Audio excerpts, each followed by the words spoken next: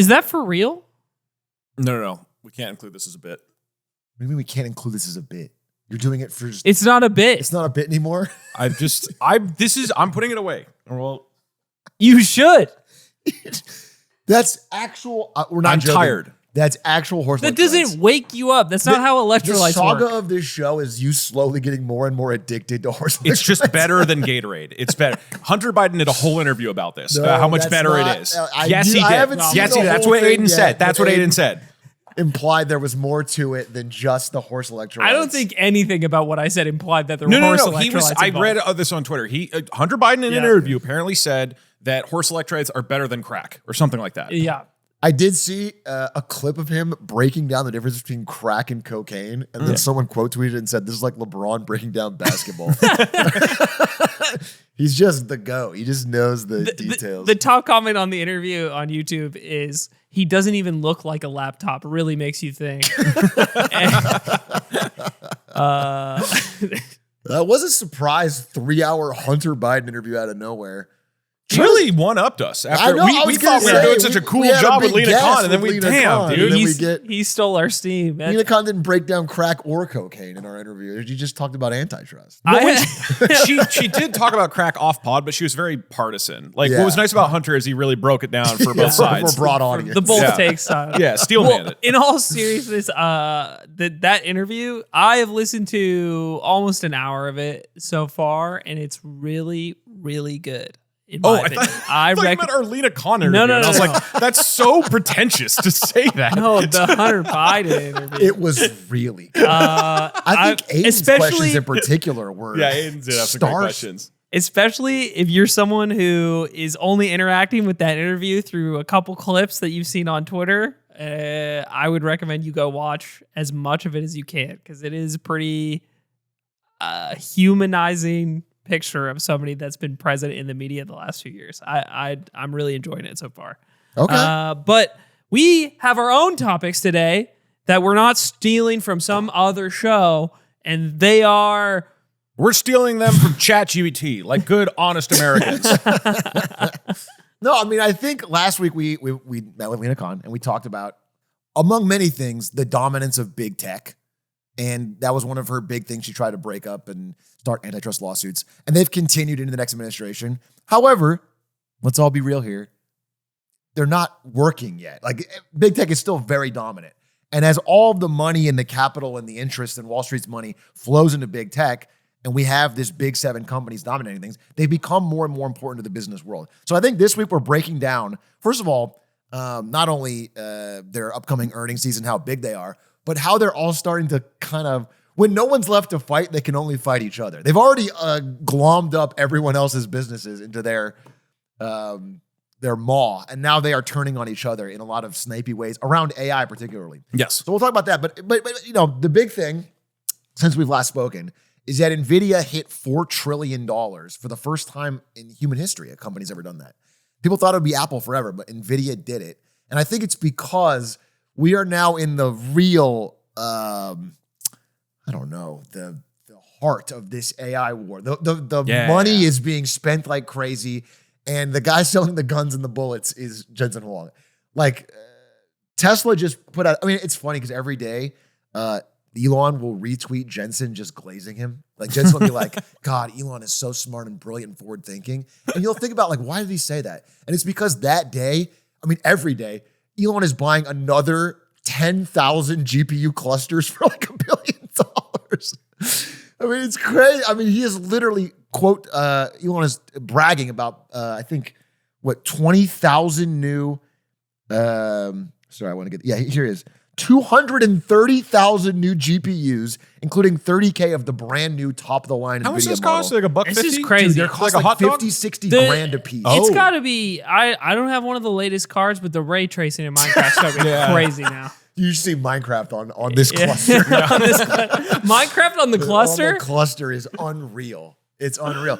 So anyway, so it's, you know, we're going to talk about it a little bit, but Tesla's earnings are this week, Google's earnings this week. And what I want to say from the business side is that Wall Street finally, very in a slight way, is starting to ask a couple questions they didn't ask before, which is basically like, hey, you guys are spending a lot of money, and that's cool. And we know AI is the thing, and we're gonna keep buying because we love that.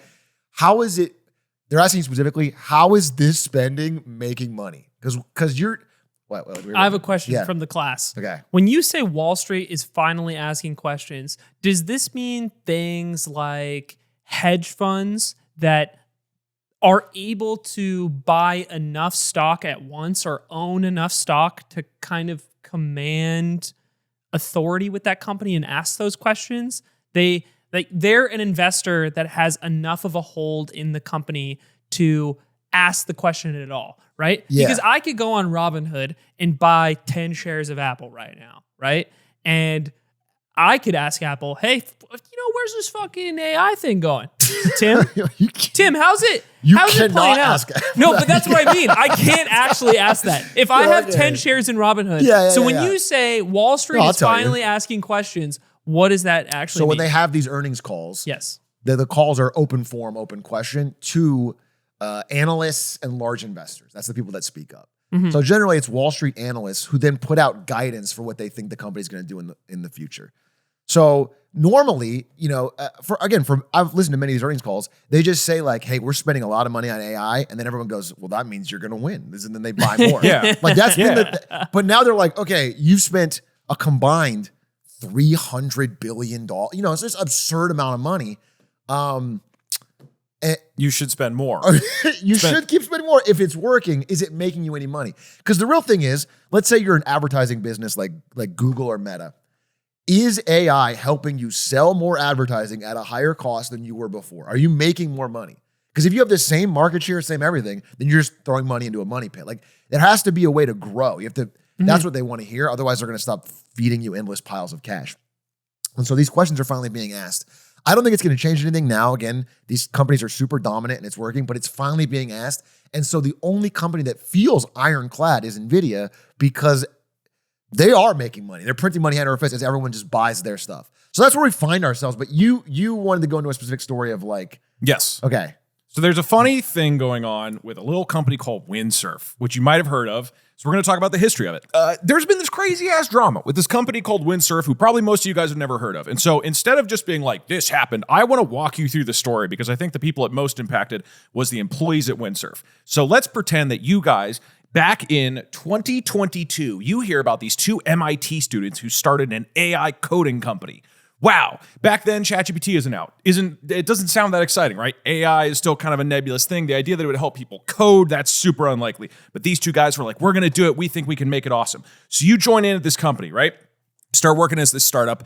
And by the end of 2022, you launch an AI coding plugin. So this is like people who are programming this tool that they can download into their existing kind of like suite of tools can help them code. Okay. You're like, okay, cool. This is actually starting to work. And right at the beginning, you get like 1,000 downloads. Whoa. And then a few months later, you get 10,000 downloads. Whoa. It's like, okay, it's starting to pick up. Okay. Like 10,000 software engineers, that's kind of hype. And then about a year later, or late 2023, ChatGPT launches, right? And then things go crazy. Or that was 2022, right? 2022? Yeah, late 22. Late 2022, ChatGPT launches. Suddenly, AI has just exploded across the world. Everybody's aware of AI. And suddenly, not only everybody. I remember that period specifically because everyone who was young realized they could use it to cheat. And all their teachers did not know what it was yet. They have no idea. And they talked to me and they're in my chat. They're like, there's a 6-month period where it was like, nobody knew. And I was like, what was going on. So it turns out, against all odds, against common intuition, this stuff was really good at helping people code. And it's worth pointing out here, even though I think for many of us, AI is jammed into our lives in a bunch of areas that we don't really think is helpful, coding is the one thing that is sort of definitively has been very useful and very successful. So as a company, getting a bunch of programmers who are some of the wealthiest people who are willing to spend a lot of money on their programming tools is like the best possible market. And this is like a holy shit moment. So ChatGPT pops. And as ChatGPT pops, within 3 months in February, they have 1 million downloads. So you at this startup, you've been working for a few years, ChatGPT comes out, bursts AI onto the scene, and then suddenly everybody's looking for these AI tools. You have made this plugin called Windsurf, and it is just exploding. So you guys hit the lottery. Kind of, right? But you're not like making a ton of money yet, but it is going. It's a plugin. So you start working on your own standalone product. Instead of being a plugin for an IDE, this is its own sort of like coding set of tools. Let's put it that way. So you guys start working on this ID and you launch it November 2024. This is like 9 months ago, something like that, 8 months ago. So, you've been working on it behind the scenes for a couple of years now. The plugin did well. You launch this ID, and by July, within 7-8 months, you have 1 million developers using your program. You guys might have heard of something like Cursor, we're making some money for programming. These things have become super popular. This idea is this free? So I'm actually not sure the exact pricing of Windsurf. Most of them you download for free and then you pay a subscription because what's funny, you guys, the employees, didn't actually make an AI model. You're making tools that use AI models to help somebody program. So what I built will a ChatGPT wrapper. Yeah, I mean that's an aggressive way of putting it, but yeah. but yes, it's a really really well-made wrapper, which is to say it's going to use the fundamental AIs that another company built in a way that's very specifically useful for programmers. Yeah, so if you pull this up here, you can see like here's some pricing. Cursor has something similar, which is what I use. So you just said 1 million users as of the current month, as of July right now. Yep. Yeah, so over 1 million developers, there's 350 enterprise customers. So this thing has just exploded. Again, a couple years ago, nobody even knew what this was. And now not only are you doing very well, the let's say category of AI with software engineers is absolutely massive, and every company wants to be a part of it. You might have heard OpenAI has Codex, and Google's working on their Gemini coding thing, and Apple has Amazon is coming out with theirs. Everybody's trying to get a piece of this market, which is getting programmers to pay you a subscription for the coding tools. Okay. That's the future. Holy shit, man, you guys are crushing it. You have 250 people. You guys are like a big part of a relatively small company. You've made this thing happening. It's the hype wave. And then you hear like a month ago, OpenAI, the big company that made ChatGPT, they're interested in buying you guys. This is sick, right? You're this like fairly small startup. You've been making this thing, got 1 million users. And it comes out, they're looking at buying you guys for $3 billion. Finally, we get to go to Burning Man. Fucking party. There's 350 of you guys, and they're offering $3 billion. I don't know what that breaks down to, but all of you are going to be crazy, crazy rich. Well, I'll tell you, I was at Twitch when there was 100 people and we got offered $1 billion, and my split wasn't very high. Really? They didn't really. It wasn't evenly split. The CEO got a lot more than the 21-year-old. Yeah. So the founders, so this is partially why I'm saying this story is like, let's say you guys have been there for a little bit, right? If you joined in May, right? Maybe you don't feel like you deserve as much of a giant piece of this pie. But if you've been there for, a couple years now working on this thing since 2021, you should be there, right? That's going to be it. And so this is a huge deal of like, holy shit, $3 billion. And they say, look, they have an exclusive window to make an offer. As they do this, so OpenAI makes one of the models that you use for your product. Anthropic makes one of the other ones, Claude, which is, again, the thing underpinning your product.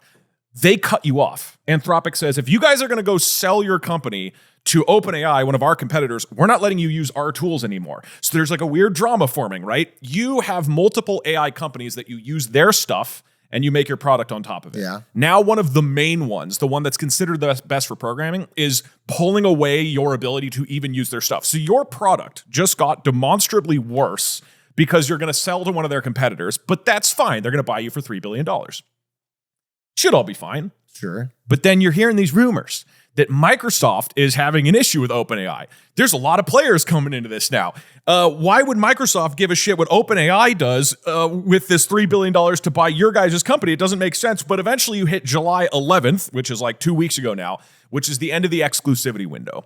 So OpenAI had a few months to exclusively get you guys bought, and they couldn't do it. Something is going on. They aren't able to do it. So the exclusive window ends on July 11th. And that day, Google comes out and says, we are buying not your company. We're buying your CEO and a couple researchers. And they're going to pay, instead of $3 billion, $2.5 billion, not for the company, not to own any of the company, but just to buy away the leadership of the company you guys have been working on for several years. They're going to buy a license to the tech, but that's not really what they want. What Google wants is the top AI people. They want the people. And all they give a shit about is the founders and the top researchers in this 250 employee company. They don't give a shit about anybody else. So 2 weeks ago, Google comes in, they just buy out the leadership and bail. And you two who have been there for years are left with nothing. This is what we brought up with Lena Khan last week, where we were like, this is an example of weird shit going on in the mergers and acquisition space, because this is actually not the first time Google has done this. How would you feel? You guys get absolutely nothing. Your leadership is gone, and Anthropic, who was powering half of your product, still won't work with you. Well, I think they would have done that anyway, right? Anthropic is going to pull out no matter what. That's not even like a... Well, it depends. Only if they're bought by a direct competitor. But it's so that's what we're talking about with this Game of Thrones thing. It's also incestuous. Yes, it is incestuous. There's like 6 companies and they're all working with each. There's like 3 AI models. Everyone's fighting over, and all these people. Dude, I gotta say, what this tells me more than anything is that the top AI researchers are just bouncing around these companies and making untold racks of money. It's disgusting. It is. Everyone wants them. They're the belle of the ball, dude. They're getting bought out for absurd. Yeah. Bouncing is, I think, a bit inaccurate. I think what's happened is that for like all of this AI stuff has developed so incredibly rapidly that if you were one of the people who's been in the field for 5 years, you're considered a big deal. So your guys' CEO that you're working under, he's been in the field for a long time, since 2021. That's a joke. Wow. That's not very long. Yeah. But compared to how rapidly all this has changed, where ChatGPT only hit the towers like 2.5 years ago, like this is right. That's super long time. I knew they were behind it. Yeah, that actually doesn't line up on a timeline. Sam Altman. What happened in Tower 7? So character AI is another example, which you guys might have heard of. This is the one where people talk to their anime boyfriends. Yeah. So the guy who started that is actually used to work at Google, was one of the people who made the Transformers paper, basically one of the pioneers of the modern AI movement. He left Google because they wouldn't let him make his funny anime boyfriend platform. Goes and makes character AI. It starts to be successful. And I think it was 2 years ago, Google came in and paid billions of dollars for him, not for the company. The employees at Character AI got nothing. Just a couple of the top people got bought back into Google. So Google is kind of going out into the world and pulling back the people who either used to work for Google or are sort of like the godfathers of AI and buying them back. Meta is doing the same. So it's less that these people are being bounced around, and it's more that over the past few years, they've gone out and done their own things. And now the big tech companies are coming back for them and being like, we will pay you $1 billion. Come work with us, please. And they're screwing over the other guys. This is what Wall Street's asking, though, is like, damn, $1 billion for the new guy. Huh? That's crazy. That's an insane thing. He must work pretty hard. He must work pretty hard. Can't wait to see what he comes up with. Dude is 28. Like maybe he is an absolute genius, but dude, he's your age. Does that make you think? Talk about scale AI? He's my age? He's your 28. age? What are you doing with your life? What am I doing? I'm doing well. You haven't invented anything. What were you doing 5 years ago? I'm making Cowboy Bebop merch. What were you doing 5 years ago? He was founding Windsurf. It's the jacket that Spike wears in the show. Oh, dude. That is cool. Red puffer jacket. You know what? I'd pay $1 billion. Cowboy Bebop? I'll give you $1.5 billion. Tell you what that did in revenue, huh? Not $1 billion. Well, but you know what? It's making some money back. It's making some money back. You have a profitable business. None of this is profitable yet. Yeah, none of this is profitable yet. Not even close. So to wrap up this little mini story about cognition, so this is, a week or two ago, Google comes in and basically says, all right, we're just like scooping out the top talent. They take it and leave like some sort of weird predatory animal. Yeah. And then Windsurf, the people, you guys, the other 225 people are like, what the fuck is going on? You just lost all your leadership. You lost the main tools you use to make the product. Everybody's in what the fuck mode. 3 days later, Cognition, who's another startup that also makes AI coding tools, that also was apparently in the running, comes in and offers you guys reportedly $300 million and buys you guys out and says, don't worry, we're going to make sure all the employees get a cut. You guys will fold into our thing called Devon. We're going to combine them together, and we're going to be this great new company. And they make a big deal about how they're going to make the employees right. But they're a smaller company. They don't have $2.5 billion to drop people, right? So you guys are, maybe you get a nice Subaru. Yeah, maybe you get $1 million, something like that. I get that hybrid Crosstrek. Guess I'll watch Burning Man in VR. You could rent a nice hotel, 4 seasons. You can't buy a place. Yeah. So this is crazy. And this is a trend called reverse acquihire, where a company comes in and just buys the top talent. And this is becoming more common. So there's a couple big thematic things going on. One is this funny drama between all the companies. And there's a few threads going off of this that get really, really weird, which is why Google's doing this, as well as what Microsoft is doing. But it's also, it's relevant to the Lena Khan conversation, because part of why companies are doing this, like Google, is because you go through all this regulatory scrutiny if you come in and try to buy the whole company or buy any piece piece of the company. And you get to avoid a lot of that, in theory, if you just buy the talent. If you just come in, and what Google said is, oh, we're just licensing the company. We're just licensing your tech, and we're taking some of your talent. In practice, what they did is they came in, ruined the ability for them to compete, took all the leadership and bailed, right? It's like, I have a question. Yeah. I have a question about the licensing. Yes. So, because my initial reaction to this is your trade-off, as opposed to going through the regulatory process to buy out the company, is that you have to recreate a lot of the software or proprietary work of the company that you would have bought out. Yeah. Like, there's a benefit to actually buying the company because the software and the tools and everything that was made by the employees of that company You and get is the owned by product. that company, you just have it. But if we do it this way, where we've hired staff, we need to get that staff to recreate their past work, which takes more time and potentially more resources. Where does the licensing part of the work come into this conversation? You're saying that they're licensing some of the software or the work that they were doing previously? Yeah. So what Google is saying is, we are going to use some of the pieces of tech that you guys have built, you two collectively, over the course of the last few years. We're going to use some of that.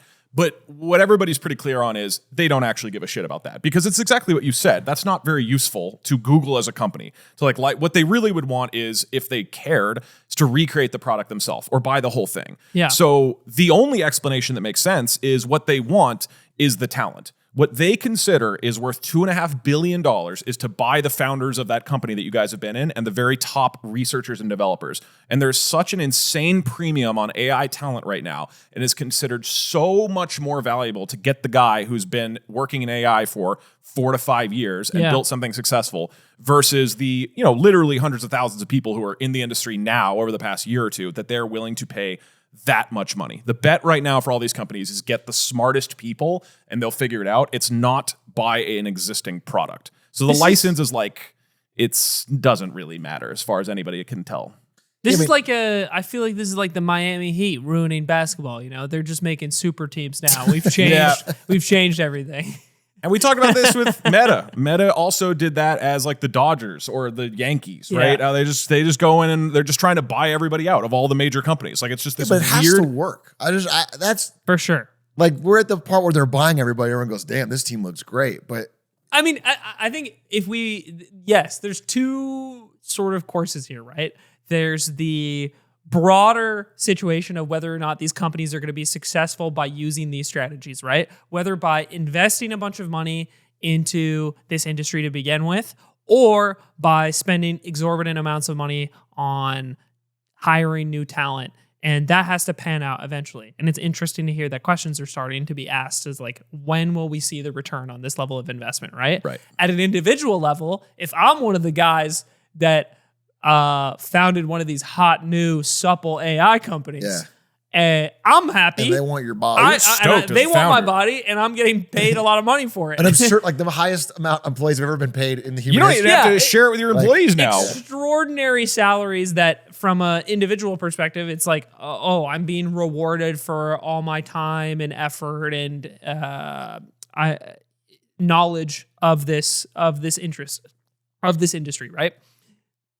On the other end of the individual scenario that you were asking about, yes, I do think it sucks to be an employee at one of these startups who presumably had some amount of equity, because that's how a lot of startup compensation is handled. That's the pitch of like, come work at this startup, help us build it over the years, and you will get payout if we get bought or we go public. Yeah. And this new form is preventing that. And I think that was something that people overlooked in the Lena Khan episode. I did see some people pushed back to the posturing of that question to begin with, which was, this environment of positioning yourself to be bought out in order to make money off of your company doesn't seem like something that's healthy. And I kind of agree, but people do forget that startups are loaded with lower level employees that take on often lower salaries than they might be getting elsewhere, especially, at least in the 2010s for sure. And in exchange for equity at companies that they thought had high long-term upside, and then when the buyout happened or the IPO happened, they could walk and make a bunch of money from their early position at a startup. I think that is part of getting a job at a startup in that era. It's I might make $20,000 less a year, $30,000 less a year, but I get equity in a company that might pop, and I'm basically I'm kind of gambling in that way. I just disagree with the whole premise, bro. I'm not saying. Hold on, that's the next part, right? I'm not saying that this is a healthy business environment. I'm saying that it still sucks to be the guy at who when I remember when I made this decision for myself, right? When I went to go work at the tech startup I could take the option of scaling my salary to like a max of like 55K with between 40 and 55K with an exchange of equity for that amount, right? And I, thinking that this company would never make it in the very long term, took the max amount of salary I could. That was the risk assessment I took, right? But maybe at a different type of company or a different type of person with a different risk assessment, you max out the equity option that's available to you. That's why it's called risk. It can have a downside. I think we're spinning our wheels over 200 employees at a Silicon Valley startup. I'm not spinning my wheels about it. They're not like I'm not spinning my wheels about it. I think that doesn't change the fact that this shouldn't be the way it works to begin with. But if I'm the guy who had that planned and I happen to land at a startup where I'm making, maybe $100,000 a year as a software engineer instead of the $150 I might have been making at a bigger company, and I also happen to land at a company that explodes in value, is extremely successful, and then also I get left with my dick in my hand because a bigger company decided to cheat the system a little bit. That someone sucks. else bought you. They got bought for $300 million from someone else. Google was never going to. I mean, this company, the people that didn't get bought, it's like 200 salespeople. They didn't want them anyway. They were never going to buy them. They only wanted the guy at the top. If they were forced to buy the whole company, then I guess they would have done that. But this was always going to be for the people at the top. Yeah. So, and these salespeople had just been hired. Like, it's like they built a product, and as it grew up, they hired a bunch of salespeople. They didn't need them. I'm not losing any sleep. Those guys didn't get a massive payout, life-changing money. Who said I was okay, losing sleep? it doesn't, this is like. I agree with what you're saying. They don't deserve any compensation. They got compensation. They got paid money, and they're getting a buyout from $300 million. They're fine. It's like, this is, I don't even think this is like an antitrust thing. I think they literally just wanted those people. Like, this is their dream solution. Yeah, I think there's a strong argument that it might not have had to do with antitrust at all. I do think that could be the case as well. But I think I'm laying it out. It's like, for that guy, because your question was, I'm that guy in this scenario. Yeah. Yeah, that sucks. Yeah, I'm sad. It sucks. Yeah, it sucks for him, but he's like, probably, why are you shedding tears? That person who's been working at this company for 3 years could have had $20 million. It sucks for right now. And now they're only making $now a year in San Francisco. How dare you? I mean, that's poverty wages. That's poverty wages in San Francisco. Now that you put it like that, this guy can barely make ends meet. No, I mean, I semi get it. And I do think that, like, it is just weird. He's mad Twitch didn't give him a lot of stock. If I was mad, I'd be on this guy's side. No, actually, it was good. Actually, I'll be honest with you. From my POV, did I really deserve what I got? Like a Ferrari worth of money, okay? And I didn't do shit. I didn't, you know what I'm saying? Like, people around me got fucking absurd amounts of money because that was a big buyout. There was a small number of employees. But I just showed up and I tweeted some things. I changed the front page. You should have made $20 million. I don't think I should have made $20 million. This is unacceptable. Anybody who makes an AI company or works at an AI company should make $20 million. Always. Well, from Google. And Google better pay it. And Lena Khan needs to fix this. And Lena Khan needs to pay it. I want $20 million, Lena. I want it. Okay, but what about the larger question here of, like, your honest opinion, because you're more tech. Yeah. Like, these guys can't be worth it, bro. I can't imagine. Like, maybe somebody somewhere is going to come up with something.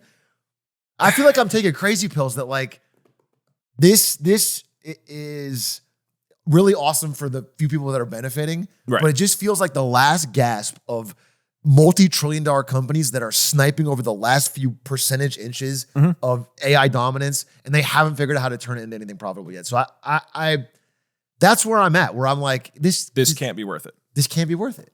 I think that it will probably not be worth it. I think we've talked about this before. Okay, the mindset of the tech companies is AI is going to be so fundamental to how their products operate, to how people interact with technology and the world, that even if you just wanted to keep your current market share, Yeah. AI is going to be critical to do that. If you are Google and you have search, I would describe ChatGPT as being a vastly better search engine than Google. It is, for people who have started at this point just using ChatGPT to ask questions on the internet, vastly better. I mean, such a better experience. So you can obviously extrapolate that to say, if you're Google, you're sitting here, you have one of the most successful and largest, essentially monopolies on, the internet and search ever that powers this unbelievably giant company.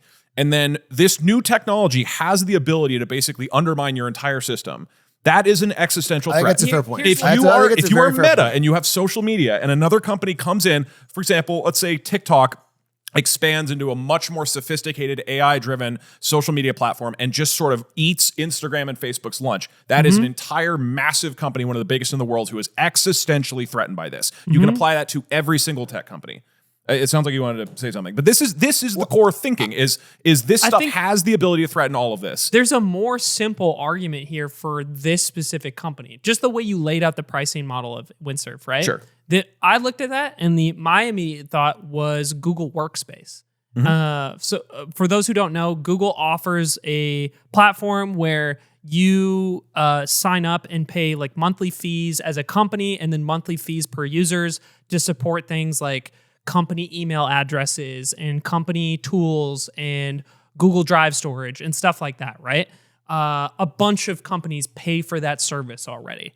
So this type of tech rolls really easily into, if you develop like an equivalent or a competing package to what Windsurf has at Google, you get to roll it really conveniently into something that already has a massive user base or a massive customer base. You offer a bunch more services that are really valuable, already used by a bunch of programmers that are willing to pay a relatively high price for that service that you get to add into the pricing for a huge thing you already offer. Yep. That feels like a very straightforward product proposition to me.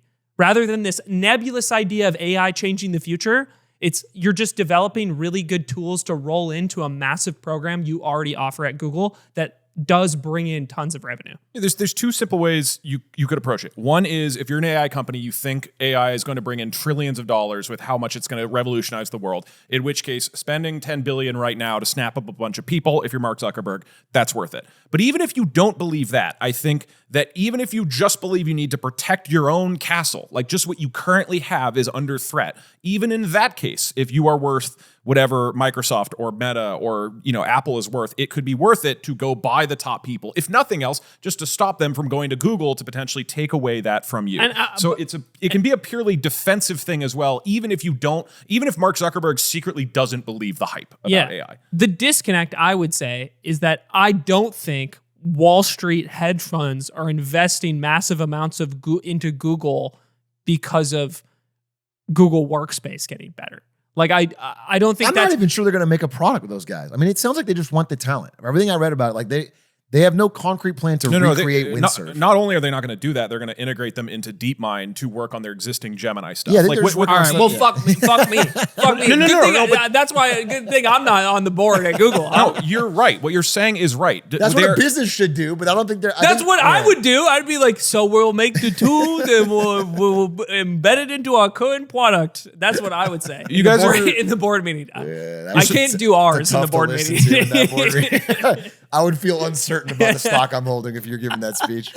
You're saying the same thing. I think your point is good. I actually fully agree with that. I actually have heard some of that on some of these earnings calls where they basically say, like, this is so existential. Yes. We can't answer your question about profits just yet, but this is so important that we can't. Probably many investors are getting duped, because if you think about it from the defensive standpoint of, we just need, if you're Mark Zuckerberg, we just need to make sure that some company doesn't come in and destroy our social media empire, then maybe you're just spending the billions and billions of dollars on defense. And that doesn't make Wall Street like you more. So you have to keep saying, oh yeah, we're going to make so much money. And like, it's quite possible they do. There's a lot of theories about how this will become massively profitable in X, Y, and Z. But at the very least, you have to do it defensively. So do I think the stock should be skyrocketing every time people invest in AI? No. Do I think the companies have a good reason to put this much into AI talent?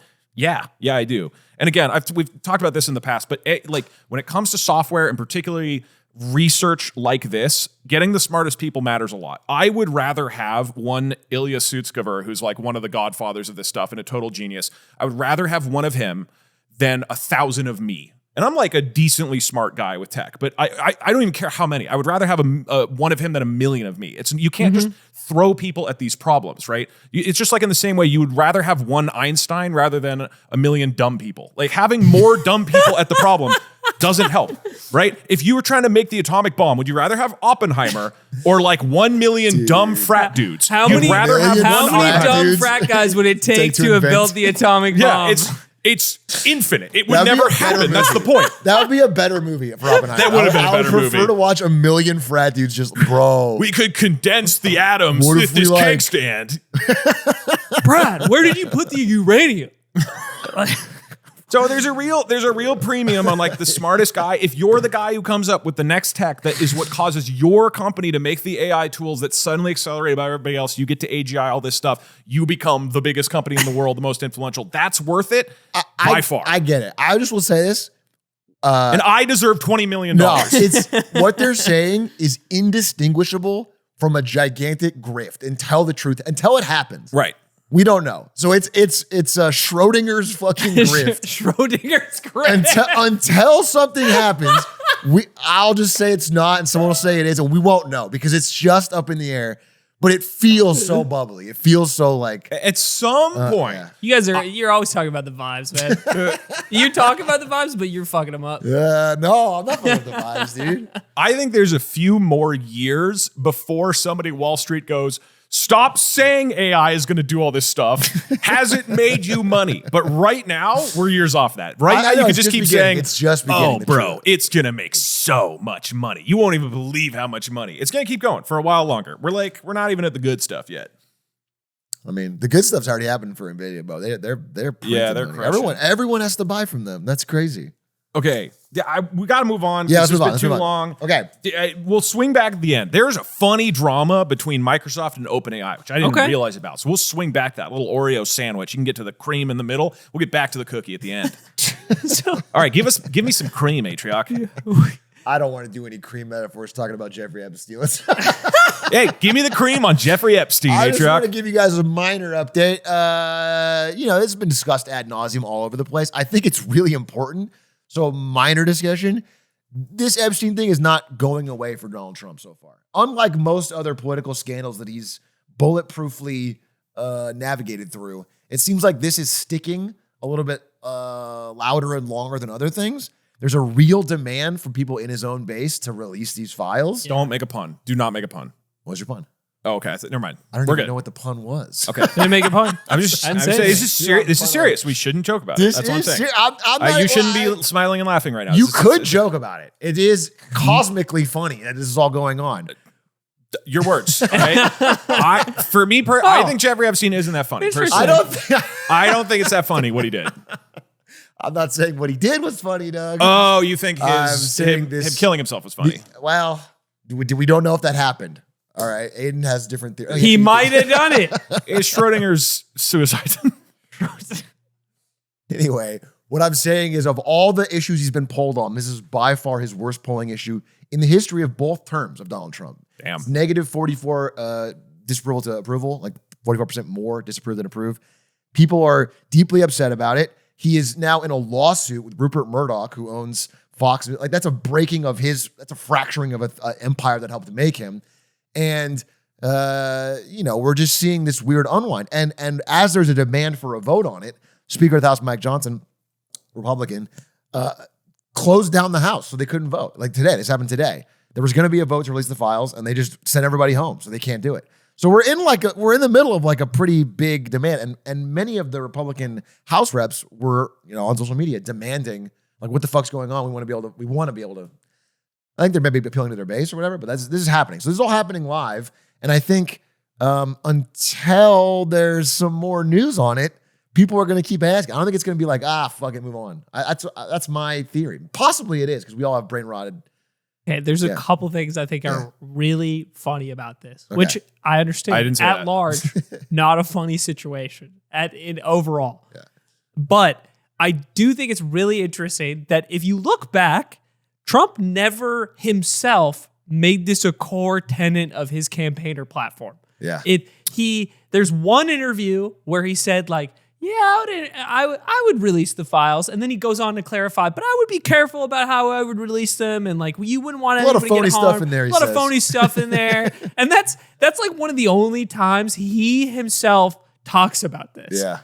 But everybody around him that campaigned with him, it became this large issue within his base. And now it's biting him in the ass. Okay, you were right. This is funny. It's actually pretty funny. It's not something that Trump himself was like, he wasn't campaigning on, yes, I will get into office and I will release the files and we need to hold people accountable. He's always been like, you don't know. You just don't know. But all of the people around him like really latched onto this issue, especially during his last campaign. And all of the media pundits that lean more right or very far right really have captured this issue for a long time. So I think it almost accidentally became a rallying cry for the people in his base. And I think that's very interesting that he never wanted this, but it is coming to haunt him now. Yeah. And at least from the way I see it. And then the other thing that I kind of wanted to posture a question to people listening right now. I do think there is a theme here that we've gone over this year of the big, beautiful bill and the deficit spending sort of fracturing this tech rights support he had that was more intent about moderating the deficit or the debt, right? And then we come along to the issue of how he handles Iran. And on the tech right thing, I mean, Elon Musk is the one that kicked off this whole, Donald Trump will not release the Epstein Files because he's in them. Like that was part of that fracturing. So he puts that out there, right? Yeah. And then we come to the issue of Iran, the possibility of getting involved in another foreign war. Not getting involved in another foreign war is another core tenet of his his campaign and his political constituency. Yeah. So we start to see more fracturing of support from that issue, right? And then this Epstein issue really rises up and seems to be another place where there's a huge break among a lot of people who support him on, well, why won't you release this? I don't understand why you are obfuscating or you just refuse to release these files, right? So there's a media narrative right now that the base on the right is fracturing. But the media and the way people like to talk about these things, especially if you're generally opposed to that position, I think people like to latch on to any clue or hint that the other side is weakening. People like the idea of the tides turning and themselves starting to win. And oftentimes reports of let's call it the leopards ate my face arguments are not really representative or true of how the opposing side actually is feeling or fracturing. And I wanted to know from people who maybe have more conservative family members or friends, or if you're, a more conservative person listening to this podcast, do you feel like these issues are actually fracturing the Republican or let's say more MAGA base on that side? Because I want to have a more realistic understanding rather than me looking at the media that's fed to me of, do you think this is actually, these three back-to-back issues, especially the Epstein thing, are they actually swaying people's opinions on this stuff? There's a good tweet that is related to what you're saying. If you pull this up, Perry, which is someone tweeted, well, I'd like to see old Donnie Trump wriggle his way out of this jam. Trump wriggles his way out of the jam easily. Well, nevertheless, I'd like to see, and then it just loops. And we've seen this a billion times. And I do often wonder, because it's exactly what you're saying. People are so excited for the downfall. And this is, there's whole Reddits about just people jerking off of like Trump Gret or something that it's called, of this idea. And I also agree. It's hard to get a real on the ground thing, but certainly from my perspective as well, having not followed what he did in nearly as much depth in the 2016 term, it feels like his base is upset. Back in 2015, it was like everybody else besides the hardcore MAGA are pissed off, but they're still really loyal. And this is like, they seem really unhappy. I don't know. Yeah, I mean, I've seen this iconic tweet, and that's sort of what I'm saying is before this is my default response. He seems to get through a lot of it. Yeah. This feels different. We could be wrong. It's a fully fair point. That's why I want to know. I feel I like asked it could this be question different. to my stream, and I got some Republican people reaching out. They basically said, the diehard of the diehard have not changed. They're 90%. They're locked in. But there's people that used to have the flags and the hats that now don't. They still support them, but it's more quietly. People are, it's just like this open enthusiasm is clearly waning. The huge surge he had among young people is evaporating. Like that, I think I have a link for you, Perry, but Gen Z specifically has completely flipped in all polling on Trump. Like you'd see right here, it's massively, it's a purple line there. -40 approval of young people. It was even at the start of his term. Like, They have buyer's remorse here. They thought they were getting something different than what they're getting.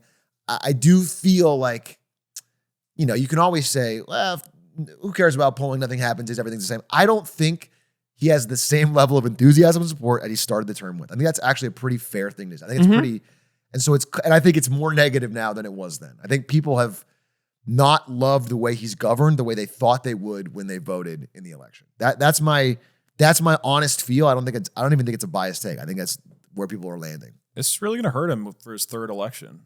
We should talk about that next week, but yeah. Who's going in 28, whether this matters. It could happen in the midterms. I mean, this could matter. We don't need to talk about it too much more, but this Epstein thing, my guess is that, I don't know, I can never underestimate people's ability to be like, what's next? Move on to the next thing. But I think this has some sticking power. Like, people will keep asking about it. Until people get really, really fired up about pedophiles for some reason.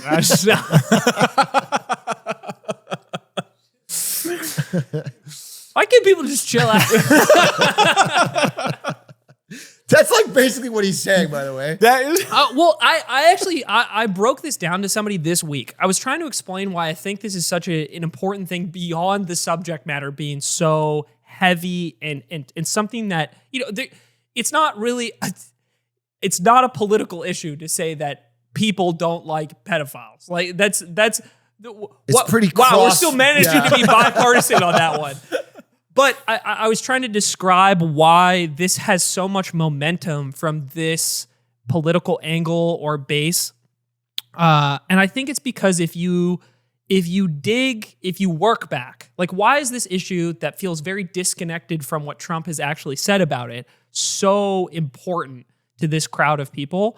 And it tracks all the way back, like, before the 2016 election, where stuff like Pizzagate was like a year before, leading up to the election, right? Kind of like Pizzagate time period, Hillary's leaked emails time period. There's a lot of momentum. Pokemon Go to the polls. Good time. Yep. There's a lot of momentum for, I would say, conspiracy theories circulating around, like Democrats being involved in like rings of pedophilia, and then Epstein kind of enters this public conversation on the internet that, to a degree that I had not seen before. Like, he has been he was arrested in the 2000s. It's kind of been known that Epstein was a bad guy, right? But in the mid 2010s and leading up to the election, the Epstein stuff starts to get kind of tied into reporting leading up to the election and tied into other things that are more conspiratorial, I would say, like Pizzagate. And if you were checking 4chan at the time, if I'm being honest, it started QAnon and this idea of the deep state and like pedophilia and all of this stuff is building a lot of momentum. It always existed online before this. Yeah. Like, there's the Alex Jones crowd, the idea that politicians like meet up in the woods and sacrifice people and all of that. Like, all of this like existed in like little threads and ideas, but hadn't reached this like place in popular culture, I would say, especially not in mainstream media. But if you're like a diehard right-wing MAGA sort of guy and you've been on the internet, this type of issue has been so pressing for you for like over a decade. And now you're in a position where the Epstein himself has been arrested. There seems to be a conspiracy around him being murdered.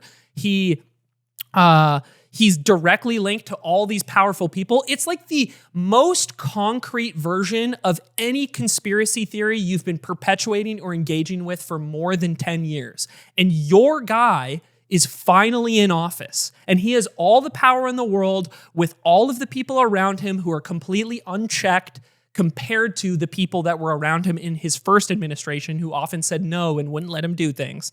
And you have the files in hand, and it's like you've been frothing for this moment, right? And now he won't do it. And you've been promised by all of these people around him for so long.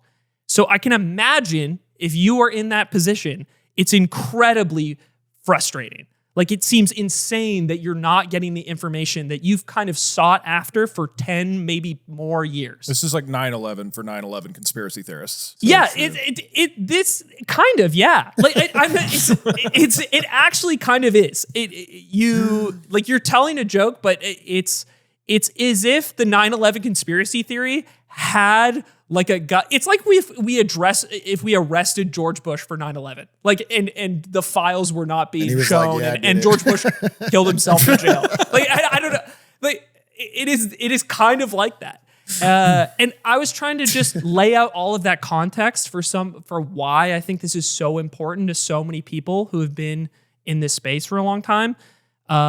Because I just remember reading and like seeing that stuff happen at the time. Like, there's an undercurrent that led to this stuff becoming so mainstream to begin with. I mean, that explains why it's important to them. But this feels like a bipartisan important issue. This feels like people broadly are mad about this, and it's kind of uniting people asking questions. This is one of the few issues that's seemingly has bipartisan support in the House and Senate, except for when these votes to release it come out. People talk about it the same. Yeah. So I mean, it's like the bit. It's the real test will be like the bill, right? Except it's not a budget bill. It's about leaking the information about the pedophile who's dead now and all the people he trafficked. So we'll see who holds to their word or not. What I keep coming back to, which is so weird, because normally Trump is really good at like rallying his base around stuff. You mentioned this. He's like the GOAT of like reading the room. And this is the one time that I've seen him just totally miss the mark. Because the super easy way to do this is because they released information. They released footage of his jail cell. And they're like, see, nobody went in. They're like, we looked through all the things, all the documents. There's nothing in there incriminating anybody. There's no list, right? They said all these things, and they did supposedly, they did all this research, and then they released it. But they just said, and there isn't a list, and there's no conspiracy. Sorry. And that came out from Pam Bondi and Kash Patel and all them. And what they should have done been like, there isn't a list. This probably goes even deeper than we thought. But right now, we don't have anything, right?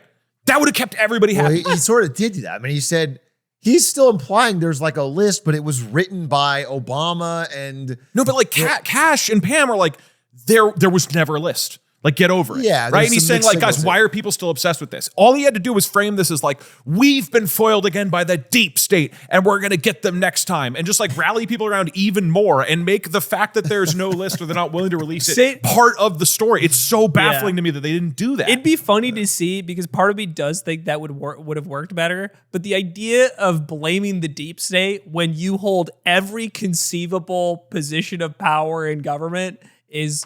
But all the people who want this to be the big juicy conspiracy, like the core people we're talking about, that this seems to upset them in a way that nothing else Trump has done. Like, they just needed another, worm to go after. They just needed to chase another car. But he was like, guys, the car isn't real. Stop chasing the car. Yeah. That was his mistake. If he was like, the car is actually way down there. The Democrats like used whiteout on the pages and we can't see what was underneath. Like, that's all they had to do. He just had to pretend like it goes deeper. They didn't. Well, I think that's kind of what he like half-assed. Yeah, he sort of did that. He tried to do that. He was like, why is everybody still obsessed about it? They are dumb for doing this. Yeah, like, but then he tried to course correct and then say he did it was written by the Democrats. Written by the radical. Gotcha. Okay, I guess Obama. I didn't see the course And I'll go on the record. I bet you if there's a book and names in it, and those pictures of the binders with blacked out names on it, I bet you there's some Democrats on there. Yeah. It didn't release under Biden. Charge the Democrats. I'll say it here first. Oh, wow, charge brave. the Democrats. Release the list, huh? yeah. Look how brave I'm being. Anyway, I I don't want to get too bogged down in like any more of this because I think this is like one of the, I'm sure if you're listening to this, you've heard a lot about this already, but I did want to explore that idea of, how real is the division within the party right now. And if you have any anecdotes to share about that, for any people in the audience, if you have stories from or your perspectives, particularly if you are either in that camp or know people who are in that camp who felt like super loyal and were willing to see past all the other perceived, let's say, shortcomings of the Trump administration so far, but this is uniquely problematic. I'd be very curious to hear it. Yeah. Wait, I got a topic. Topic? I want to jump in with a topic, and it's a topic that it could threaten the very fabric of this podcast. Okay, one of our core pillars in this podcast. Oh yeah, is Lee Kuan Yew. Another one is trains. Yeah. Okay. Lee Kuan Yew, trains. Actually, 2 killer pillars. And so this far. this pillar is about trains. Okay, and we just have the 2 pillars. Do we have a third pillar? No, I think we're just a straight line. We need to come up with another pillar, at least a triangle. The Lee Kuan Yew and Trains podcast. In one of our early episodes, we talked about Brightline, a privately owned train in Florida. Wow, train. You guys are clapping. I have an update. Shit. Do you guys remember how you pitched me? They had these government bonds, not government bonds. They had you could buy the public debt. activity bonds. Yeah, and the government said they were tax free, but they weren't guaranteeing them. It was just you're buying their debt. It's tax free, but it's their debt. If they don't pay it, whatever. They didn't pay it. Can you scroll down, Perry? I'll understand. This is what they're trading at, these bonds. I don't understand. Trains are good. Go down. Trains are like AI. They go up in value. That's what I thought. Right there. That's a day ago or whatever. That is when they announced they were not going to be paying the interest on the bonds that they promised to pay, which usually is a sign of like insolvency or not having the money. It's a bad sign. The value of the bonds plummeted instantly overnight. Everyone that bought in thinking it was kind of like soft backstopped by the government because it's public activity is now experiencing in real time. Hold on, that person would be very stupid because that's not what they are. It's not what they are, but they're sort of thinking, oh, it's got the endorsement. Except that's not what it is. They just thought it was less risky than it is. And the risk is now coming apparent because, and this is the other bad news I want to deliver, ridership is 53% below estimates and revenue is 67% down from estimates. People just aren't riding this train enough. So and part of it could be marketing. It could be it's a new thing. Americans don't understand trains. It could be marketing. It could be price too. I did look at the feedback to when we talked about this last time. Yeah. And there were people who lived in the area who talked about Brightline overestimating the impact or overestimating the ridership they had. And they were citing the expense of using the train. I think that's super fair. So I looked into it. The people that do ride it regularly, which is not as high as they thought, love it. It is hitting a mark for a certain group of people, but that group of people isn't as big as they thought it was. So they're trying some things. I'm not saying it's over. They have enough cash to last them through 2027. And they're partnering with JetBlue. They're partnering with Disney. They're making these things happen. It's possible they can get ridership up, but as of right now, based on projections, they are going to lose quite a bit of money. And the bondholders are freaking out and trying to unload these bonds to anyone who will buy them. Yeah. But they're becoming junk. People are talking with lawyers. They're trying to find a way because now they're concerned they're not going to get their money back they loaned as debt to this company. Well, when I was looking at public activity bonds, when we were prepping for that episode, we talked about this. They were kind of weird because they aren't guaranteed. Yeah. Except sometimes. So maybe there could be a gap in knowledge to where people didn't understand or underestimated the risk of what they were buying, the idea that maybe they wouldn't get paid back that interest. But I think on other projects through the country, there has been scenarios where even though they're public activity bonds, the government still stepped in to like foot the bill after the fact. So maybe they were hoping for some sort of bailout that they're not getting. Everyone's always hoping for that in this country, but I hope that doesn't happen. I think you guys are assuming these investors are stupider than they are. They probably realize exactly what this is, which is that it's an investment with some risk attached. Yeah, and then the risk came through, and it's not good. They're not doing well. I think it's as simple as that. Not that they didn't understand what was going on or thought the government would back it up. Yeah, you're probably right. A public activity bond is just where the government helps bonds not have to pay taxes on the revenue. So if you go in on this particular investment and it works out, you'll make some more money on the back end because you don't have to pay taxes. Yeah. I guess I'm not understanding who this investor would be that is so dumb they like walked by the train and was like, I don't think they're whoa, dumb. you want money? I think they're hoping, which is a fair assumption, that the government, which has been touting this train, Brightline, it's awesome, it's fucking great for Florida, we're building this. This is a huge success of our state. Don't want it to fail, which means they will step in and back. I think that's a fair maybe they're point. accounting for that in the risk, right? The idea that even if this because company fails to pay back the interest, maybe the government will choose in this niche scenario to still step in and bail out the interest payments. But that's a fair point because it is so key to like Florida presenting itself as this, modern hub and development. But assuming that's fair. Assuming they're smart, like you're saying, that's a part of the risk calculation, and the risk came to fruition regardless. Right. It's not over. I don't want to make it seem like this train is dead. It's going to keep running, and they're working on things to grow it. It's just that they made big projections that would allow them to pay the money back they borrowed, and those projections are not happening. So there's going to be problems, and this could throw off the construction of the Las Vegas one. Mm-hmm. Oh, it's just so sad. the saga for trains in America continues to be hard. Right? It's basically what I know. My perspective on this changed a bit when we talked about the Vegas to LA one, because I wonder from people who have used this or been around it, locations of the stations taken into account, how, ignoring the price, how useful is this actually when you exist in city infrastructure that is so car-centric to begin with, or so difficult to create rail lines into cities? Like my issue with the LA one, when we talked about it last time, is my heart sank when I found out that it's actually in Rancho Cucamonga and not Los Angeles. Yeah, if you're going to drive an hour to get there. I can't really express to you how far Rancho is away. It's not feasible. I may as well drive to Las Vegas. Yeah. Borderline. And I certainly, it is price competitive for me to fly out of like LAX or Burbank, then take that, then drive all the way to that station and then fly, which sucks because I want there to be trains. I want them to be more useful. My maybe fear with a project like this is similar to the LA one, is even if the train is getting built, how practical and accessible is that station? Even for me, like when I think about using the metro, there's a reasonable case for me to be using the metro versus my car for a lot of the places that I have to go in Los Angeles, but it unfortunately adds a ton of time to traveling because none of the stations are actually close to where I need to go. There's no station actually close to my house, or very close to my house. There's no station actually close to my work. Like they're all like a little more inconvenient than they ideally would be, right? Versus when you're in bigger cities that are better planned, that have better station layouts, where you're what feels like you're never more than like a 5 to 10 minute walk away from a station.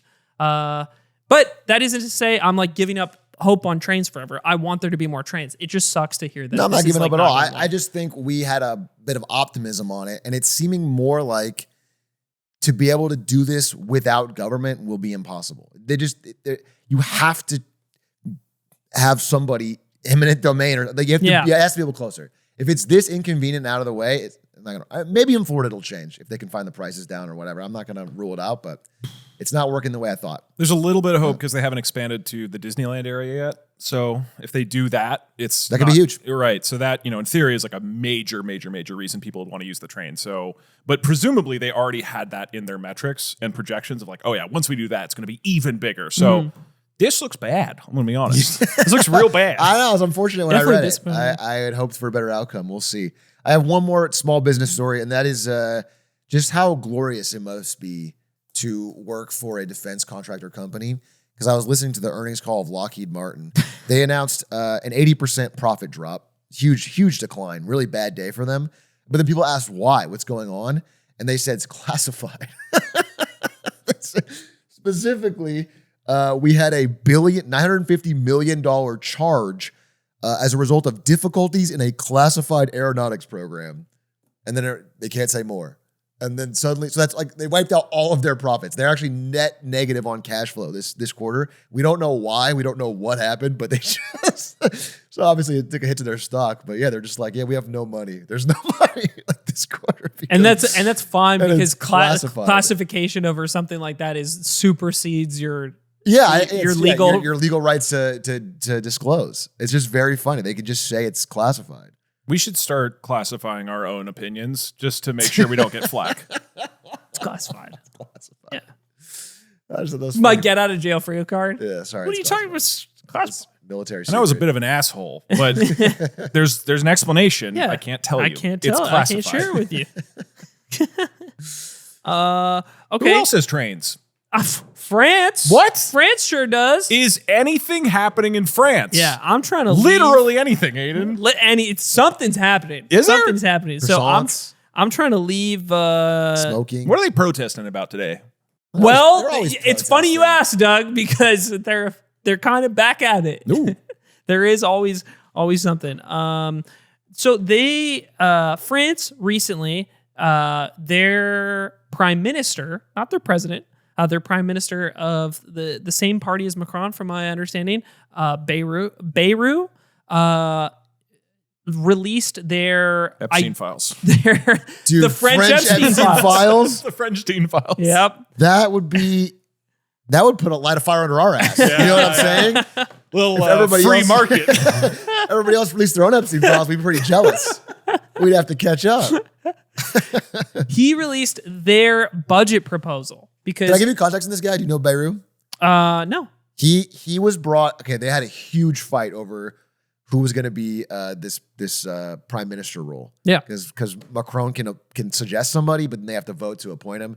And they went through all these rounds of people, and finally they picked like the most safe, middle of the road. Like, this guy is going to just deal with the budget. Because we got bills to pay, shit's going wrong. Nobody can agree on anybody. We're gonna go with Bayrou. He's the middle of the road guy. He's a compromise we can all agree on. He's gonna deal with the budget. That's all. I don't know your story, but I just know him going in. Well, this is his attempt to solve the budget problems in France, because France is running a massive deficit. Basically, Who isn't? They're a little bit, but they're among the highest in the EU right now. I think the second highest or the highest.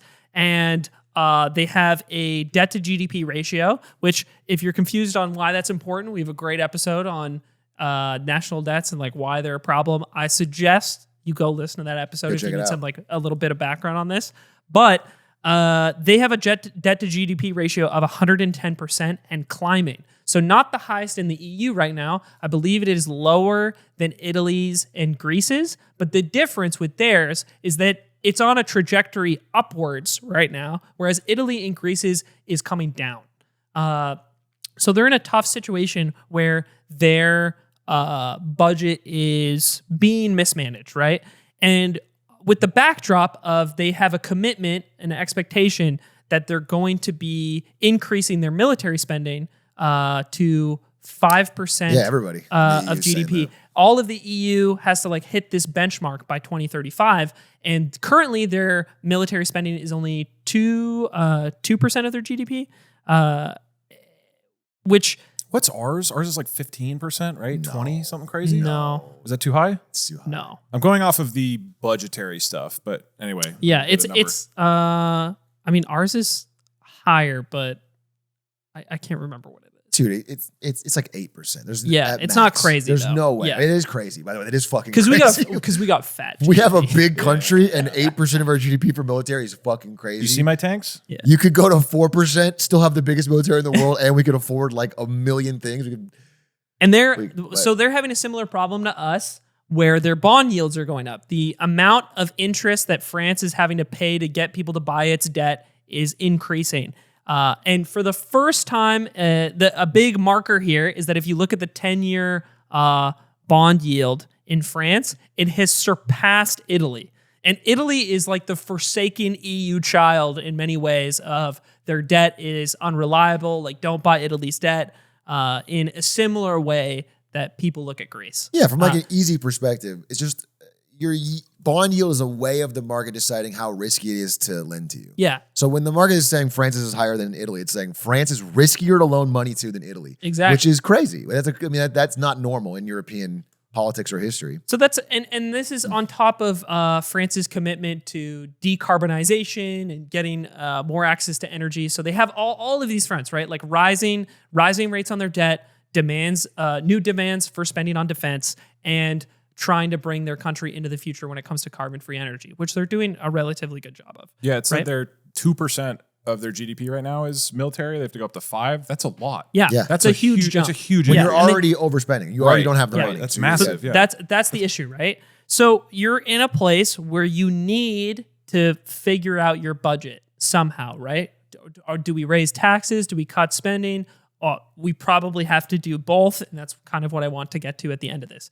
So Bayrou had proposed a new budget. I think it was Tuesday of last week, and the reception was extremely negative. So I looked into what he was actually asking for. So the first thing is that people and like headlines caught on too heavy is that they wanted to cut 2 public holidays in France. They wanted to get rid of Easter Monday and then a holiday that celebrates the victory in World War II on May 8th. These cutting public holidays generate more economic activity, and headlines across France grabbed onto these 2 things, and it's a huge part of the public pushback to this. Anytime there's an infraction in France on holidays or anything to do with pensions or anything in France, right? There's major pushback. France famous for protesting any intrusion on the, I would say, leisure or workers' rights, right?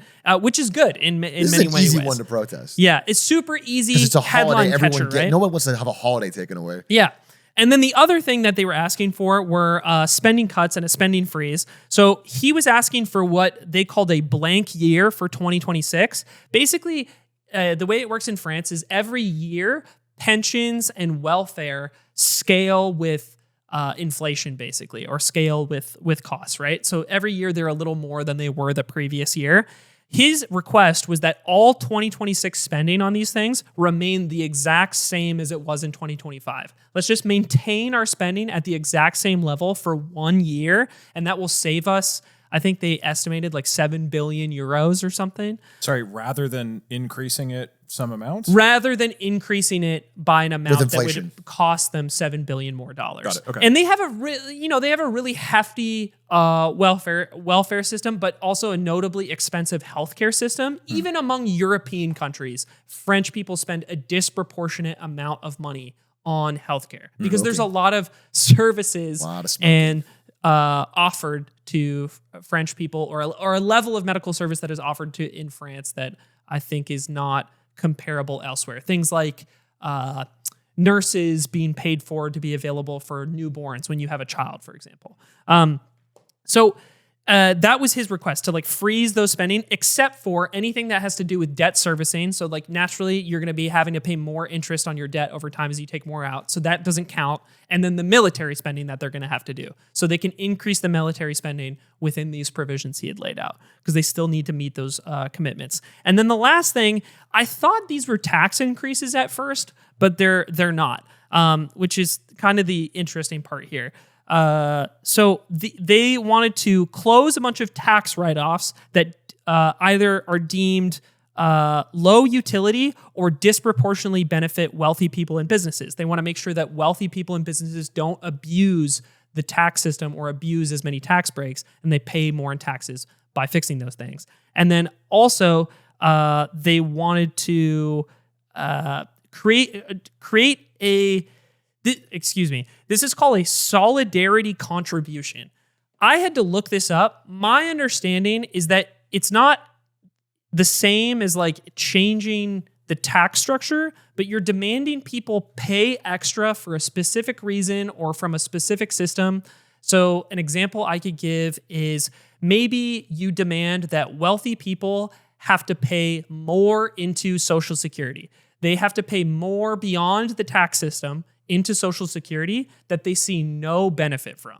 You're not paying more into your own Social Security benefit that pays you out later. You're basically quote, donating money into Social Security. And the point of this is to just create equity among society. Like take money from the wealthiest people and apply it to a very specific purpose. And he is proposing that they do have a solidarity contribution of some kind from the wealthiest people in France in order to help deal with the budget concerns, right? Voluntary or what? I don't understand. No, it's not voluntary. The wording is really weird, and perhaps that's why some people are upset, is because rather than like saying you're advocating for this concrete change in taxes on the wealthy, you're wording it in a more ambiguous way. You're pointing a gun at them and saying, don't you want to give to the poor people? It sounds like. Kind out of the goodness of your heart, right? That's what it kind of sounded like. I don't think that is. I think I'm misunderstanding how solidarity contributions work.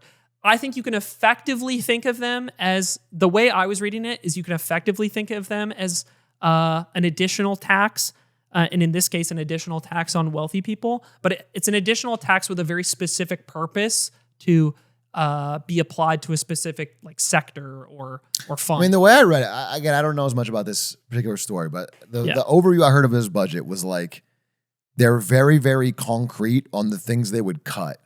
Yeah. Which hurts me. But they're very vague and nebulous on the taxes they will raise. Yes. Yes, absolutely. Okay. So, and all of these things, right, receive major pushback right away. Like losing my public holidays, like spending cuts on services we need. The interesting thing is this is being universally pushed back on by both ends of the political spectrum in France, no right? voter wants it. Nobody wants to, like Le Pen, famously on the right in France, is shitting on this. The left-wing parties in France are shitting on this. Nobody is happy with these changes. Nobody wants them, right? And I think the question that I kind of wanted to ask, because I think if you're nitpicky and you go through the details of this, I would say my major criticism is, okay, you're being really concrete about the spending cuts, but you're not being concrete about the revenue part of it. You're not laying out a plan for like how taxes are going to be raised or changed on the wealthiest people, even though you have a semblance of an idea of getting wealthy people to pay more. However, I don't think that's why the average person gets upset.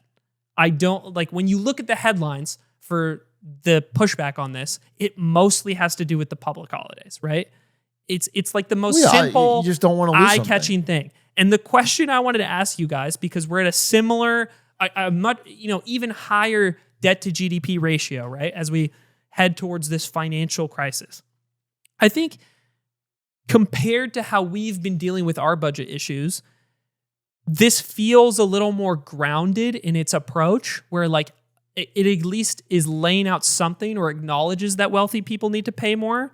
But no one wants tax increase. Like, no one wants to hear about tax increases applied to them. No one wants to hear about like spending cuts or freezes. There comes a point in your budget where you probably need to do both things. How do you get people on board with that? Because in France right now, it doesn't matter what end of the political spectrum you're on. They all disagree with the proposed changes here, right?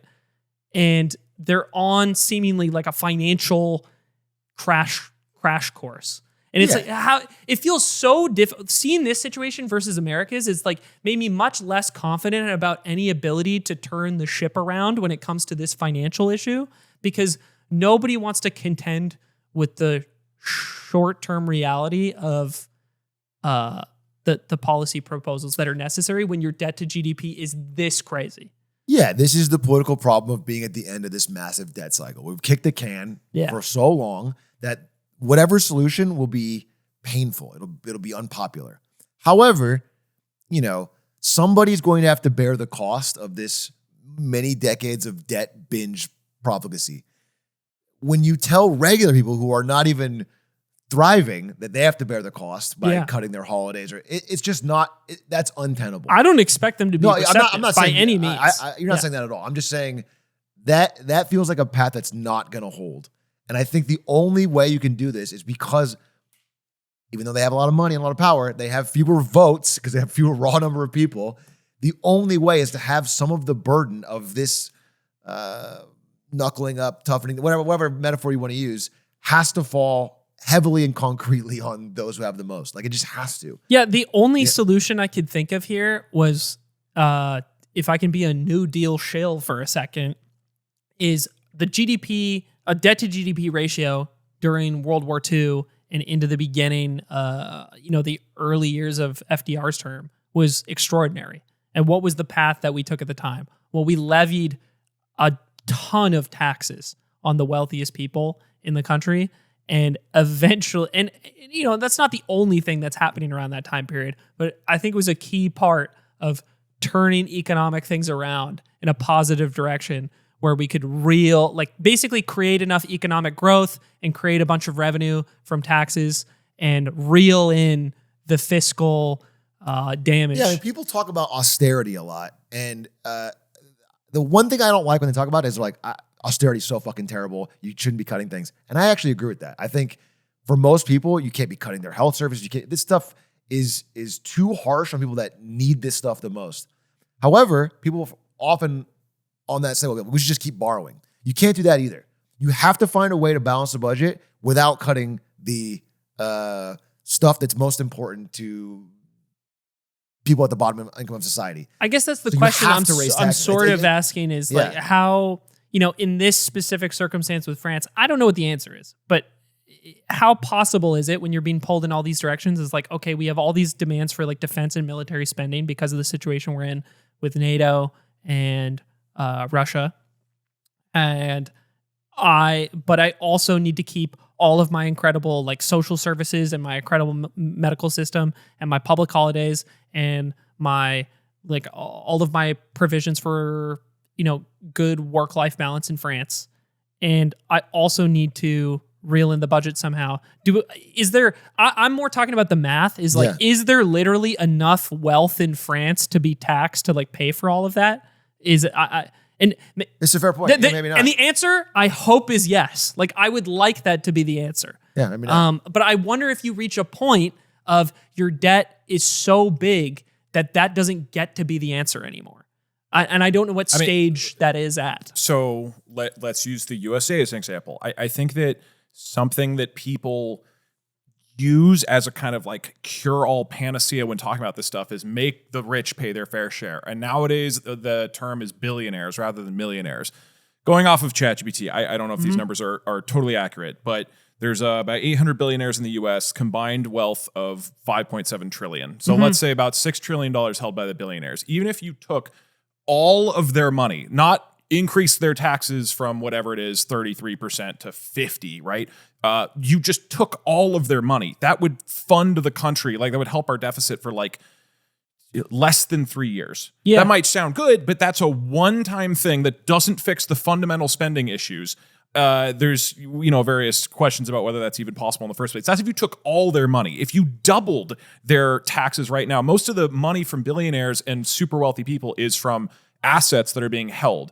They don't have $7 trillion, $6 trillion sitting around in cash. The vast majority of that is stocks. So I got a couple points on that. Yeah. No, I would love a clarification on this because I agree that rich people should pay more money. It feels very silly that we just cut taxes for a bunch of wealthy people. At the same time, the idea that you can be like, the way we solve the deficit is to tax the wealthy. That is massively oversimplifying and the math doesn't add up. We are $36 trillion in debt. We go 2 more trillion every year or more. At least we go 2 trillion. Could I synthesize? The math is not even remotely adding up. Could I synthesize my question quickly? Sure. I think taxing the wealthy, we've talked about it before, is probably one of the most important things you need to do, right? It's an important part in raising revenue to begin with, but we've talked about how beyond raising revenue, it's an important part of keeping your economic game in your country a healthy thing to participate in, right? Yeah. My question is, at what point, kind of what you're posturing here, is like, there is certainly a point of debt because we've pushed it so far where just raising those taxes is not enough anymore. And in the US, an example we've talked about is like, okay, well, if you pivoted to a universal healthcare system where you can negotiate as a single buyer, you could reduce your healthcare spending a lot without losing anything in terms of quality or availability, right? That's something we've talked about that's important in the US. In France's case, I don't know France well enough to be like, what are the areas that you could cut spending in a similar way, that because eventually I feel like the debt is big enough that you need to do both, right? You are probably going to have to do both. Fully understood. But two things I want to say to your point. Yeah, no, I would love to hear your You thoughts. mentioned billionaires specifically. Yeah. What I don't think was mentioned was corporate taxes, which is where there's a much bigger amount of wealth that can be, and they used to be higher. So they've been lowered over decades, right? So corporate taxes, that's a huge, huge amount of money. And you're not trying to pay off the 32 trillion. That's nearly impossible. Well, the amount of money that we're talking about for the debt to actually pay it off, impossible. What we're trying to do is just get to a balanced budget. We just have to stop it from growing. And so to do that, it just simply cannot be continuing to ask regular people to see a quality of life decrease. They're just already at their edge. Yes. We can't be, it just does not, it's not politically possible. There's going to be so much anger. Just take away people's holidays is like almost a comical end of that game where it's like they're shaving off a few billion by getting away holidays to try and balance his budget. It's absurd. Like, so that's my point. It's like it's the highest in people and corporate taxes. Yeah. And then I guess, yes, of course, some spending cuts, especially efficiency ones are the ones that's best, where you can get the same quality of service, but you're spending less on middlemen. That makes total sense. But at the end of the day, it's going to be unpopular because we've had it too good for too long. There's been too much debt fueled, and there will be pain. I totally get that. Yeah. But who bears that pain is going to be the big question of our next 10, 15 years. It's like, so you feel, and this is a genuine question. You feel that at least, so to put this really simply, we spend $2 trillion more in every given year in the US than we make. Yeah. If we can get that down, we can pretend whether we don't owe an additional $36 trillion, I guess. So if we can find $2 trillion, but it has to be every year, you feel like at least a huge percentage of that could be covered. I don't think taxing billionaires covers that much of it. You would have to do capital, unearned capital gains tax. I could give you a little math. Yeah, because I haven't looked at the corporate tax and how much that draws. Yeah, so I did look at that when we went through the, I fucking forget what episode. But I looked at this because we cut the corporate tax rate in the United States in 2017. In 2017, right? And I wanted to see the difference in that revenue. And from what I just looked at, I think if we had kept the corporate tax, assuming that corporate profits remain the same through the same period, which is the if big the tax question, rate had remained the same, then we'd be making, I think it was 200 to 300 billion more a year in revenue. If the corporate tax rate in America had just stayed the same instead of getting cut in 2017. That's in the current year, we would be making 200 or 300 billion more in like 2024, 2025. So that's not an insignificant amount of money. Maybe you could push the corporate tax rate even higher. That's what I want. But even that, it's like, again, I agree. I'm trying to point, what I'm trying to do is push back against what I often hear, which is like, well, we just need to tax the rich more. I agree, but the math doesn't make sense to me. That would save us $200 billion a year, right? Again, we need to get to $2 trillion. So that's 10% of the way there. If we have 800 billionaires, let's say we go to every billionaire and say, you need to put up $250 million a year. Let's say we can make that tenable. That's $200 billion, right? So that's another $200 billion. So we've asked billionaires for this crazy amount of money. I mean, not crazy, a large amount of money that they aren't paying right now. We've made $400 billion. We're 20% of the way there. We're a fifth of the way. Where the fuck do we make the rest of it? And that's my concern. And obviously we have to cut spending in some, but I would love our military to go down. I would love our healthcare to go down. I just don't see where we get all the money. $2 trillion is so much money. I'm even thinking I would love about this, for it to be rich people. I'm sure there's somebody who's going to comment, but outside of the, I'm thinking about this issue outside of the US is my basic question for somebody who has a more, mathed out answer of this is, what is the threshold you get to where you have no choice but to start cutting spending on things that people like, that average people like? What is the threshold where you have to start doing that no matter what? Well, you can't do it politically. And that's very vague, and you can't do it politically. I understand all of these things, right? I get that. I think I'm just wondering there is a point where you have rode the gravy train for so long that you need to make like hard choices. And I'm wondering where that is. And I rather start with things like wealth taxes or like land value taxes or fucking estate taxes, higher income taxes on the wealthy, raise the corporate taxes, all of these things that I think are essential to having a better functioning society that at a base level, I want to start with all those things because we haven't done that yet. Yeah. We've been going in the opposite direction for a really long time. And that's the part that needs to be reverted 100%. But I'm asking like the question of the math. And I don't know, I understand that we don't have like the exact numbers or like the answer. Yeah. Yet. I'm more curious. No, I mean, I think the realistic outcome, this is what I hear from people who talk about the same thing, is that we won't figure it out and we're going to run full speed into the wall. And what that means is the cost of borrowing will get so astronomical that you just can't pay. That people will stop because as your debt gets so big, people charge more and more. You have to pay more and more yield to get someone to loan you money. And that's going to get out of control. And then we're going to have to print money to buy our own debt. This is like the end game of Japan. Japan's going through this right now. I mean, Japan's in a bit of Japan just had an election where their far-right party, the Make Japan Great Again type thing. Yeah, they won. They're sweeping. And the LDP lost a majority for the first time in the history of Japan, really, like forever. And people are angry there because they're at the end game. They have 200% jet to GDP. Yeah. They're printing money. They're getting inflation, but wages aren't keeping up. People are getting angry. And that's you got to get political upheaval. If you can't solve the debt problem, if you can't balance the budget, you eventually get it. You can just delay it for a long time, and we have, but you will eventually get political problems.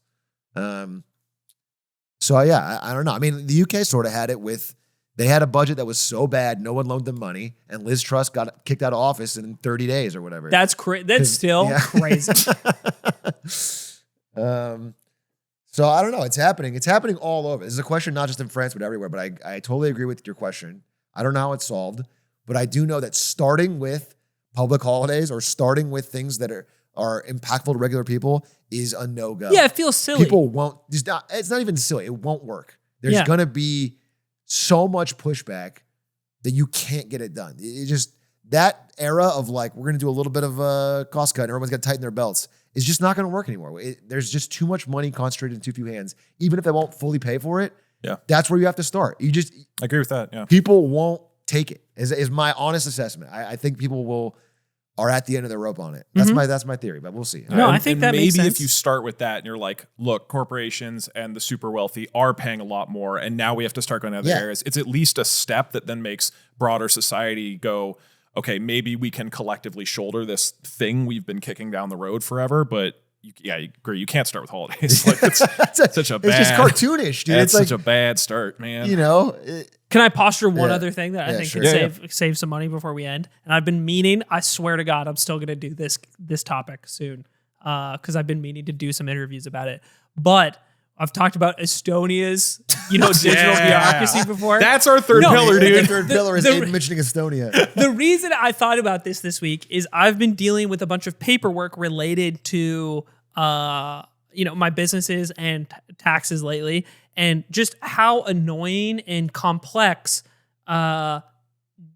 getting through a lot of it is. It's just annoying. And you have to submit the same information about yourself, the same information about your business. In the case of the company that we own for this podcast, I'm getting, I think I've asked you guys for like similar information like 2 or 3 times because I just need it over and over again for like different agencies or different groups of people or whatever, right? It is a painfully arduous process in so many ways. And from my understanding, Estonia created this incredible model of cutting out a lot of the paperwork and process that people need to do just business or do things in their life like their personal taxes or handle something like their marriage or any interaction that involves paperwork and the government, which is all of them. They have managed to consolidate into a really clean process. And imagine a world where you have like a single profile of your information that's accessible across all of these different government like institutions and websites. Like Google login, but it fills out your whole form for you. Exactly. For the government. And that is something that saves so much money and time for so many people. Like that, to me, when like the vague notion of Doge, that is like what could be pursued. Is like, that's what efficiency actually means to me, is greasing the wheels of like how all of these systems work. Because I interact with them all the time, and not just if you're a business owner, but just if you exist in society, you have to interface with with paperwork and submissions all the time, whether it be for your driver's license, ID, voter registration, whatever, right? All of these systems could be made more efficient and consolidated and digitized and save so much time and money. And I feel like that, and Estonia, that's a huge part of how they started running massive surpluses. Obviously, smaller country. I fucking get it. You commenter who's making a comment right now. I get it. I was going to say it. I was going to say it. I understand that. Obviously, I understand that. I'm just saying that was a huge course that they took to make things better there and to save themselves a lot of money. I think taking a very conscious and concrete approach to something like that when we're talking about things like this could be really good. Anyway, I'm done. Yeah, I mean, I think it reminds me of some of the Lena Khan stuff where it's like, hey, maybe this won't solve everything. Maybe one click to cancel is not going to fix our corporate monopolies. But like, people just want to see a nice step in the right direction might be nice, you know? Something that's unequivocally good, makes people's interaction with government better, saves us money. Just go for it. What's to lose? Yeah. It gets momentum going. People are like, oh, okay, I believe that I have some trust in the system that it's getting better and it's going to work. And then they buy in a little bit instead of constantly trying to find their way out of it. For sure. I want to end with two quick little things. Okay. Mm-hmm. First off, somewhat serious. I want to make an apology. A few months, 2 ago, maybe now, we talked about, I just posted a video about the emotional challenges I have had with some things going on in my life. And then we talked on the Patreon, and I talked about a quote-unquote hate thread, a person who had criticized me and my opinions in the wake of that. And I think I had sort of exaggerated what this person had said, and I called them psychotic and this other stuff. And I recently learned that somehow that had gotten back to this person and that obviously some people found who this was and found the thread and all that. And looking back, that sucks. Like, just straight up, that sucks that I did that. I think as much as I was not in a good headspace at that time, I'm a public figure, and I don't really think about the fact that if I'm talking about these things to hundreds of thousands of people and calling somebody psychotic, that fucking actually sucks and is really irresponsible of me. So as I learned about this recently, I did genuinely feel remorse about it. So to that person, if you happen to see this, genuinely sorry. I hope you did not get any harassment over that. It's also just broadly, I wanted to say it because I think I'm learning how to be responsible as a public figure. And this is one of those things of like, okay, there is a real consequence to just like talking shit about a public person. And I super do not want to contribute to that type of culture of public figures, roasting people online and everything that comes with that. So why you need to be nicer to Jeffrey Epstein. That's why to Jeffrey Epstein. I don't know if that's the takeaway. Yeah. And that's the takeaway. So I wanted, because I talked shit publicly, I wanted to publicly say that really genuinely sucks. And I kind of felt like an asshole when I realized what I did. So I do apologize for that. Follow up. Slightly more upbeat, went to Open Sauce this last weekend, last minute, and you went to Open Sauce, and we saw so many amazing people. I didn't even announce I was going. I just saw all these people who were so nice and so enthusiastic, and many people said how much they enjoyed this show and appreciated what we're doing, and it was incredibly heartwarming, and I just appreciated that a lot, and it is really nice to be grounded and talk to an actual human being and be like, oh, people are real. There's I don't just have to be in the internet world all the time. It's a real thing. So that meant a lot. And I appreciate it. It was so cool. I think I imagine because of the crossover with something like with Open Sauce and the type of content and the content creators that are there and the things that are presented. But I have never met this many lemonade stands. Lemonade stands. That's good. In one place. And it was so nice meeting so many of you. Truly, I had a wonderful time. Saying hi to everybody. It was so cool. And it made me feel like we're making something really special. I don't think people give a shit about my YouTube anymore. There was 2 people out of 100 who brought it up. Everybody was I love lemonade stands. Thanks. And then by the 99th person, I was like, I do YouTube also. You should check it out sometime. Thanks so much, everybody. We'll see you next time. Farewell.